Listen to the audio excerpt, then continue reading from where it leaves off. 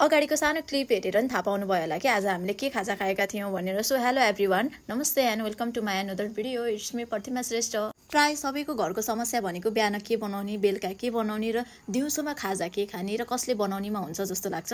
बनाउने हात थोरै हुन्छ तर खाने हात धेरै छन् भने जस्तै, तर हाम्रो त खाने पनि बनाउने हातहरू पनि धेरै नै थिए। सो म थिएँ त्यहाँको एक दिनको पाहुना र मेरो डिमान्ड होइन कि हामी सबैको डिमान्ड थियो करेन्ट चाउचाउ खाने, त्यही पनि अन्डा र ससेज राखेर। अनि हुँदैन त मिठो मिठो मिठो। हामीले बनायो सिम्पल तरिकाले चाउचाउलाई उमालेर पिरो नहालिकन बच्चाको लागि निकालेर अनि त्यसमा भएभरको पिरो मर मसाला डालेर चट्ट लाएर सबैजना भुइँमा लस्कारे बसेर अनि चिसोको गिलासमा हालेर 2 चम्चा करेन्ट चाउचाउ मुखमा डालेर एक घुर्की कोक खाँदा त आहा यति पिरो भयो, कुरै छोडिदिनुहोस् त। अन्त आँसु नै निस्केको।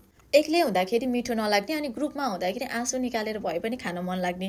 मलाई मात्र यस्तो हुन्छ कि हजुरहरूलाई पनि यस्तै हुन्छ? प्लिज कमेन्ट गर्नु होला। अन्तिममा लाइक कमेन्ट एन्ड सब्स्क्राइब गर्न नबिर्सिनु होला। Thank you so much for watching my video.